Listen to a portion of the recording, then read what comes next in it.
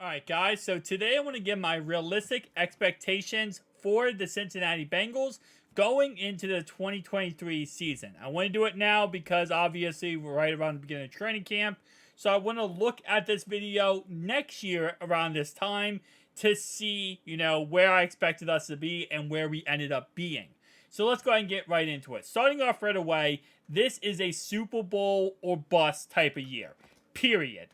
Like, we've been to the Super Bowl in 2020.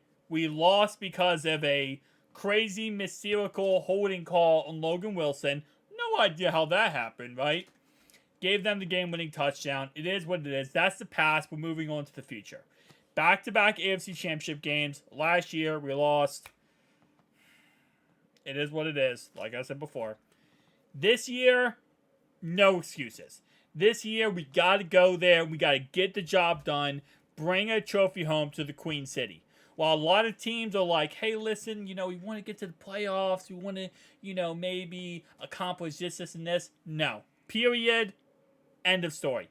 Super Bowl or nothing. That's what this has to be this year. This has to be our first Super Bowl. Then, the following year, we can start talking about, okay, well, maybe we do this. No, this has to be, we have to get this monkey off our chest, okay? Get this done. Then we move on from that. Number 2, winning the AFC North. Winning the AFC North has to be a reality. The reason why I say that is because if we win the AFC North this year, not only do we have a chance to get a number 1 seed, we three-peat the AFC North. No team in the AFC North has ever three-peated the AFC North. What I mean by that is that you win it 3 times in a row. The Steelers have won twice in a row. The Ravens have won twice in a row. And now we have won the last 2 years in a row. So this would be the first time in AFC North history for a team to three-peat. We got to get the job done. We got to make history here. Number 3 is going to be quarterback history. And that's going to be Joe Burrow getting 3,000 yards and 30-plus touchdowns. If he hits that mark, he joins Dan Marino as the only quarterback in history to hit that mark 3 out of his first 4 years of the 30 touchdowns and 30 touchdowns and 3,000 yards 3 of the first 4 years. We need to hit that mark too.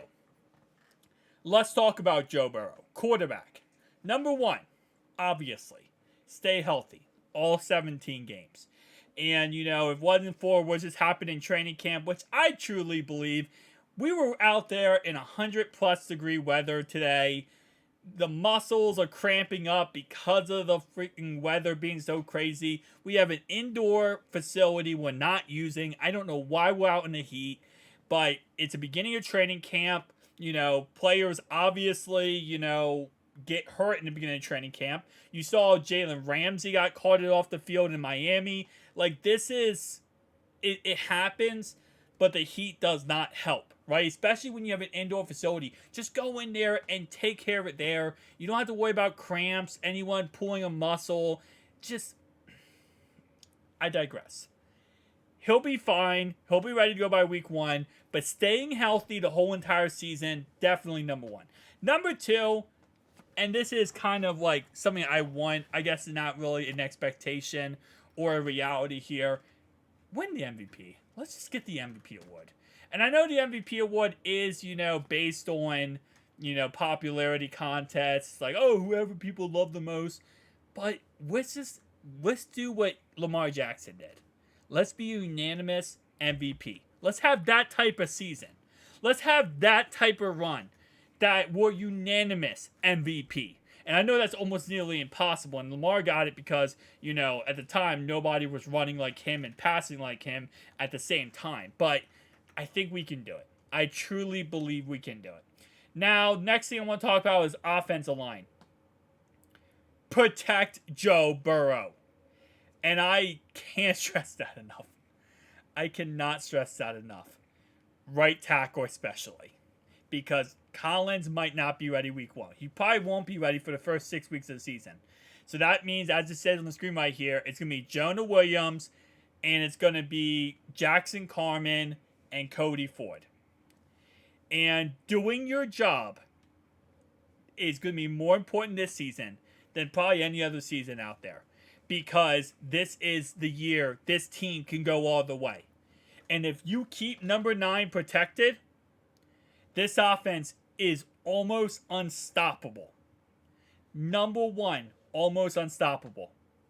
Because if you do your job correctly, and number 2 is staying healthy, obviously. Stay healthy for the whole offensive line. We need that going into this season for all the offensive linemen. Not just, like Orlando Brown, not just stars. Even Jonah, staying healthy. We need him for the whole 17 games. We need him for the 19 games going to the Super Bowl here. Because even if Collins comes back healthy, we need to have depth at the offensive line position. So keeping healthy is probably more important than ever before. And also with the offensive line, do your job, then the run game opens up. Then we can run the ball efficiently. Then we can get the run game going so that the passing game also opens up as the run game opens up. And that's my next one. Running back. Listen, I'm not expecting Joe Mixon to go out there and put up 1,500 yards. I'm not expecting him to go out there and put 1,200 yards. I say, roughly speaking wise, 800-yard season, 10 touchdowns, and I'm perfectly happy. Because if Chase Brown could pick up after that and put up, let's say 550 yards and 4 touchdowns, I am perfectly okay with that. That is a consistent run game. That means that we are winning games at the end of games because we are running the ball efficiently. And that is number 1. This year, we got to get the run game going. And I know last year Joe Mixon was hurt a couple times. Samaje Perine really did good when he came in. But at the end of the day, our line was banged up a little bit. We need to get this run game going. It's not all on number 9. And that is period here. It's not all on Joe Burrow's shoulders. Yes, I know he's the best quarterback in the game. Yes, he can go out there and throw the ball 6,000 times and do amazing jobs. But at the end of the day, running the ball, controlling time possession, controlling the clock, more important than putting up 60 points in a game. Because then, that's less hits on Joe. That's less mistakes on maybe a receiver runs the wrong route or drops the ball. Less punts and less chances for the other team to come back. Wide receivers. My expectations for receivers here is Jamar Chase and T. Higgins. You already know they're going to have 1,000+ yard seasons. That's not really what I'm going to talk about. Tyler Boyd, I'm expecting from him, I would say at least, I think Tyler can have at least 1,000-yard season. I think he could have 1,000-yard season. But I'd say at least 800 yards.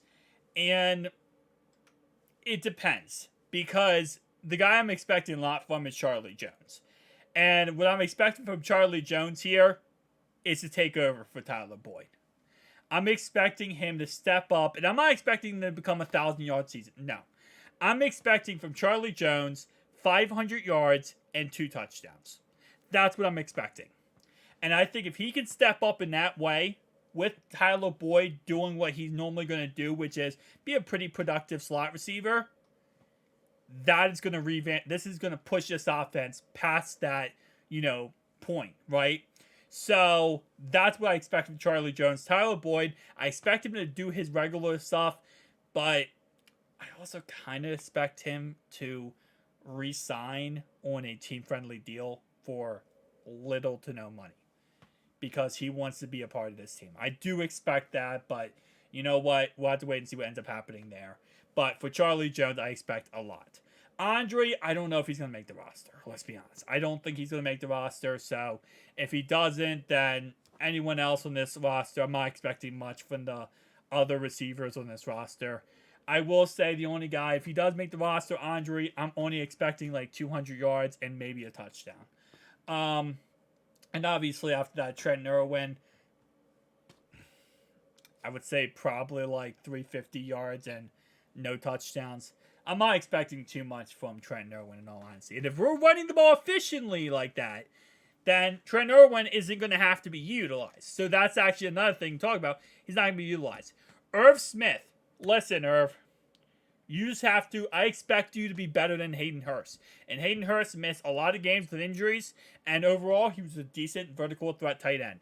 So don't get hurt and play good ball. I'm not expecting much at all from Irv Smith. But I'm not expecting too much from Irv Smith. But I expect Irv Smith to at least get, I want to say, 700 yards in the season. 700 yards and 5 touchdowns. I don't think that's outrageous to say. Especially with our receivers going to get, all the double coverage and all the coverage is, and he's going to be able to get open a lot. All right, defensive line. Last year we ranked 28th at getting after the quarterback. 28th. No more. We have to get after the quarterback. And there's no reason for us not to get after the quarterback. Miles Murphy, first round pick, we got him. Picked him up. Terrell Basham, we picked him up. Right?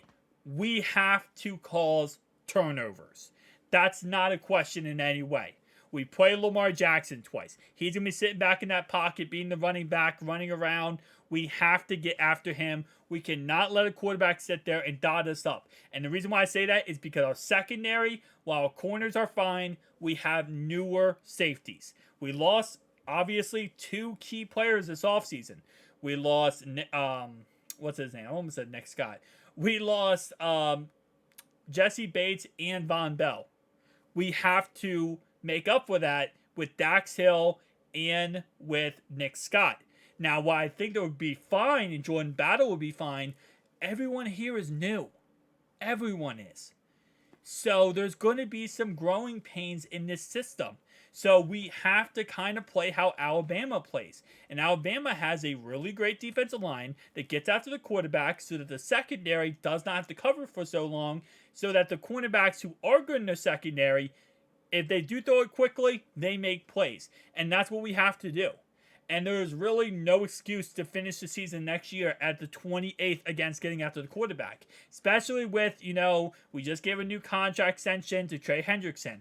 Again, like I said, Miles Murphy, first round pick. Joseph Asai's now going into his, I think, second or third year.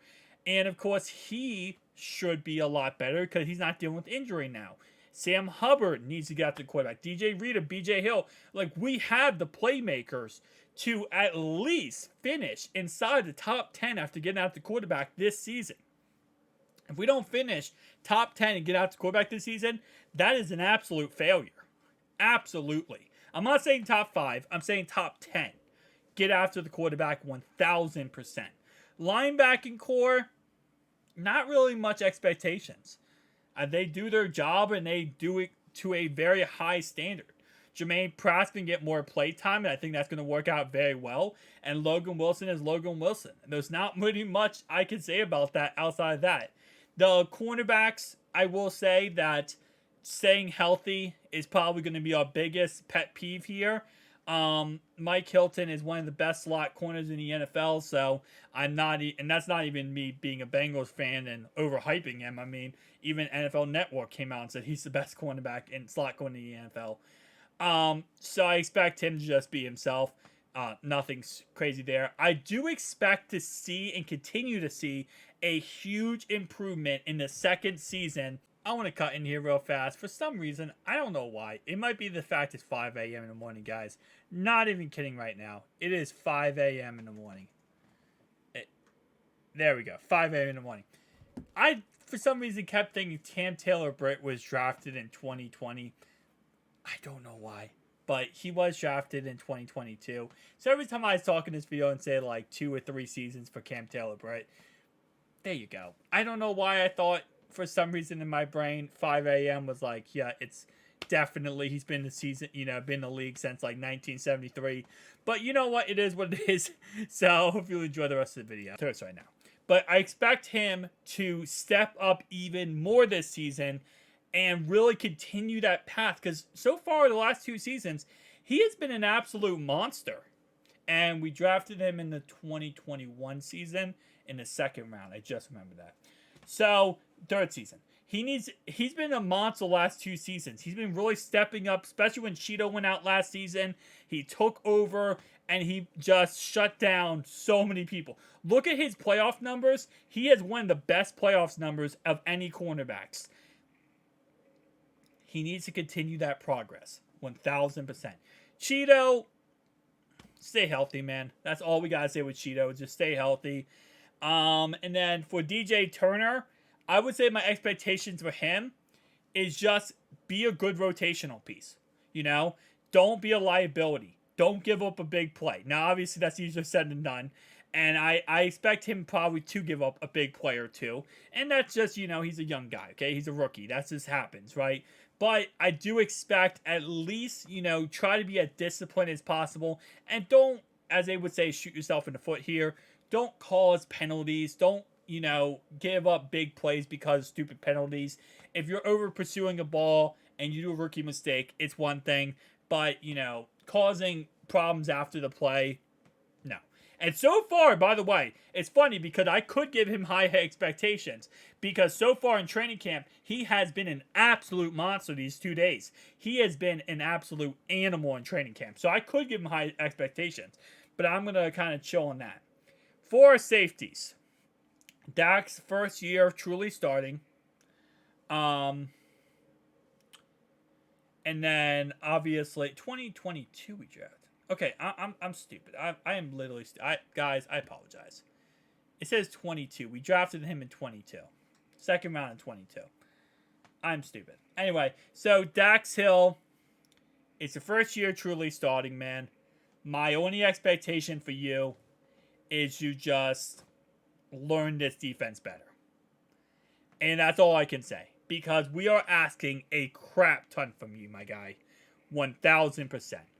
We are asking you to take over for 2 star players and be that guy. And I truly believe he can. And Lou is going to mad scientist his way to get Dax Hill in the perfect positions every single time. But it is going to come down to Dax Hill running his system correctly. And that 1000% should happen. But again, like I said before, we don't expect too much. We expect you to just do your job. Nick Scott, to be honest, isn't much expectation for him. Jordan Battle, I expect you to be the starting strong safety by the end of the season. And that's truly my personal opinion. I expect you to be the starting strong safety by the end of this season. Those are my expectations going into this year, guys. I expect us to finish 13-4 or 14-3. I'd say 14-3. For coaches, because this offseason we almost lost Dan Pitcher, Brian Callahan, and Lou Anarumo. Let's just get a Super Bowl. Let's just finish what we started. Finish what we started. Who day, guys? Who day?